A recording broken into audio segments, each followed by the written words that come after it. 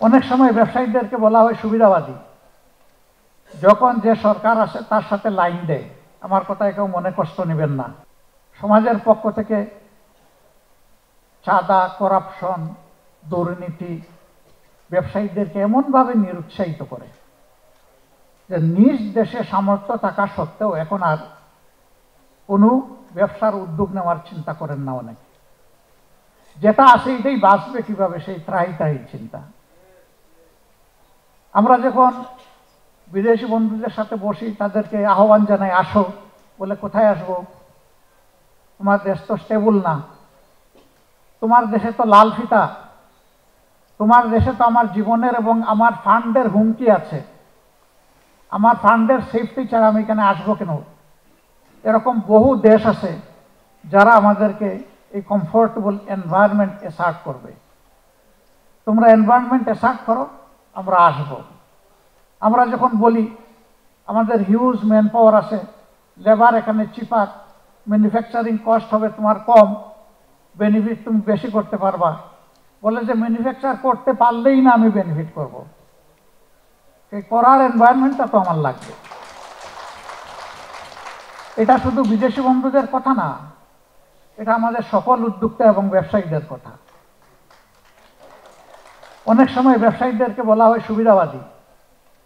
যখন যে সরকার আসে তার সাথে লাইন দেয়। আমার কথায় কেউ মনে কষ্ট নেবেন না। আমি যা বুঝি তাই স্পষ্টভাবে বলার চেষ্টা করি। হ্যাঁ, কেউ লাইন দেয় মনের আগ্রহে, আর কেউ লাইন দেয় বাধ্য হয়। আর লাইন দেওয়া ছাড়া কোনো উপায় থাকে না, ব্যবসাকে বাঁচাতে পারে না। এর জন্য আমি তাদেরকে দায়ী করব কিভাবে?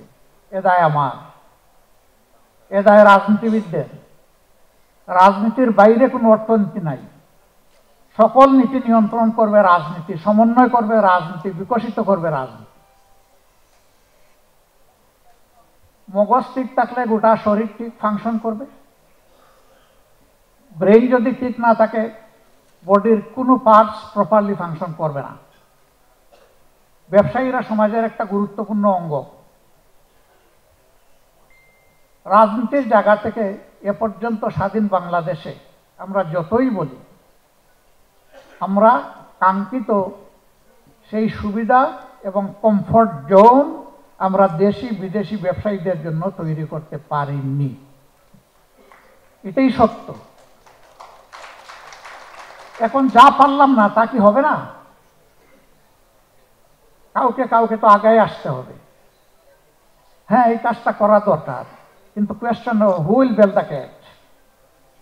বিড়ালের গলার এই ঘন্টাটা বাঁধবেটাকে? আমি বাঁধবো, আপনি বাঁধবেন। শপথ নেন। আগে যেটা হয় নাই, এখন এটা হতে হবে। সারা দুনিয়া পারলে আমিও পারবো, আপনিও পারবেন। আমাদের মেধাগুলা দুনিয়ার বিভিন্ন জায়গায় গিয়ে ওয়ান্ডারফুল কন্ট্রিবিউশন রাখতেছে। এই দেশে জন্ম নেওয়া শিশু অন্য দেশে তারা এক একজন ব্রিলিয়েন্ট চ্যাপ হিসাবে নিজেকে মেলে ধরেছে। আমার দেশে পারে না কেন? আমার দেশে পারে না, আমরা সেই পরিবেশটা তাদেরকে দিতে পারি নাই। এই জন্য আমাদের ব্রেইনগুলোও ড্রেইন হয়ে চলে যাচ্ছে অন্যত্র। এমনকি পাবলিক বিশ্ববিদ্যালয়, টেকনোলজিক্যাল ইনস্টিটিউট অ্যান্ড ইউনিভার্সিটি, এখানে যারা লেখাপড়া করেন তারা তো মেধার দিক থেকে একটা জায়গায়, তারাও হাইয়ার স্টাডির জন্য বিদেশ যান, কিন্তু ফিরে আসতে চান না। অনেককে যখন জিজ্ঞেস করি এদেশের ধূলিকণার সাথে তোমার সম্পর্ক, ভাই তুমি দেশকে ভুলে গেলা কেন? ওই যে দেশ তো আমাকে চায় না, আমাকে দেশ চাইলে আমি প্রস্তুত। আমরা বলি আমরা তো চাই, শুধু ফিনান্সিয়াল রিমিটেন্স না, আমরা তো ইন্টেলেকচুয়াল রিমিটেন্সটাও চাই। তো আসো। বলে হ্যাঁ, একটু সম্মানের জায়গা আমার জন্য তৈরি করে দেন। আমি জানি এই সরকারের সময়েও কিছু ব্রিলিয়েন্ট মানুষ চলে এসেছে বিদেশ থেকে। তারা কিন্তু টাকা উপার্জনের সুবিধা নেওয়ার জন্য আসেনি, দেশকে কিছু দেওয়ার জন্য এসেছে। আমরা যদি এই আস্থাটা আমাদের ডায়াসপোরা গোটা দুনিয়ায় যারা আছে, যারা বিভিন্ন ক্ষেত্রে স্কিল সার্ভিস দিয়ে যাচ্ছে, তাদের মনে তৈরি করতে পারি, তারা এই দেশে ফিরে আসবে এবং তারা এই দেশকে গড়ে তোলার ক্ষেত্রে আমাদেরকে ক্ষেত্র বিশেষে নেতৃত্বও দিতে পারবে ইনশাআল্লাহ।